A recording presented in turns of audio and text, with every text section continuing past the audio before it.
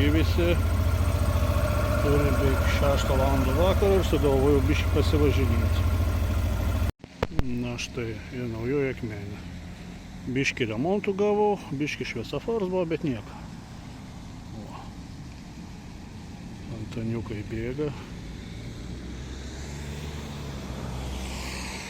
Naujosis Akmenės centras. Štai, privažiavau sankryžikę. Važiuosiu tiesiai į Rakyvilį.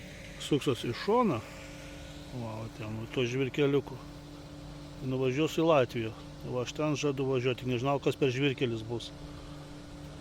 Ir pamatysim, kas ten ant sienos laukia manęs. Toliau biškį Latviją pavažiuosiu, vėl lysiu ties Mažeikiu į Lietuvą. Štai, tokioj vietoj, tiksliau tokių kelių dar neteka kirsti valstybės sienos. Va. Pusė užtvankos Lietuvai, pusė Latvijai priklauso. Žmonės žvejoja savo. Ten Latvijai žvejoja, ten va lietuviai. Eina pažiūrėti, kas viduj.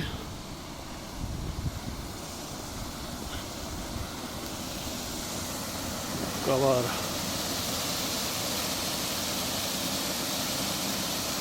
Lietuvos pusė bėga vandenius, Latvijos nebėga.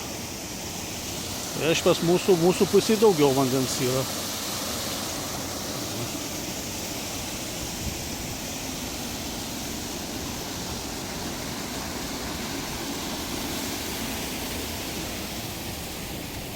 Vykom į Vadakstį.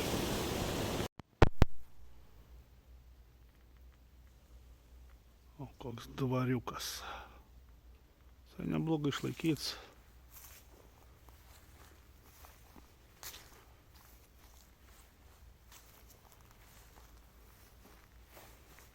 Parks va yra.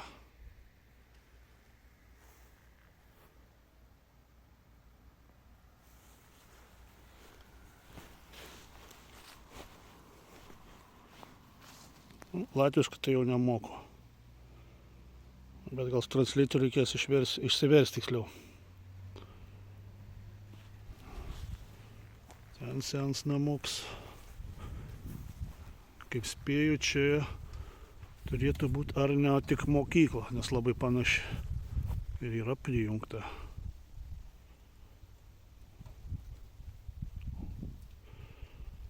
Na va, atvykau prie Eifelio bokšto. Ne Paryžius, bet vis tiek Eifelio bokštas. Gal kad ateityje nuvyksiu prie tikro Eifelio bokšto. O šiaip jeigu ką, esam Mažeikiuose, kas dar nežino. O. Kas beliko apie 30 km ir būsiu namuose.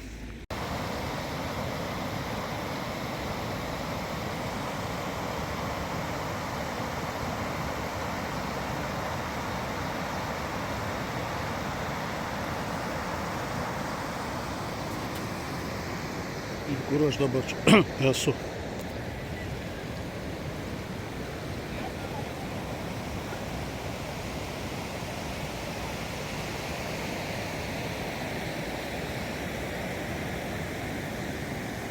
Na va, grįžau namo, jau prieš namus jau darės vėsoka. 13 laipsnių. Nu į ką dabar pažiūrim. Vidurkis buvo 24 km su 1 litru. Ir nuvažiuota 108 km. Na. Nu kas, sėkmės visiems.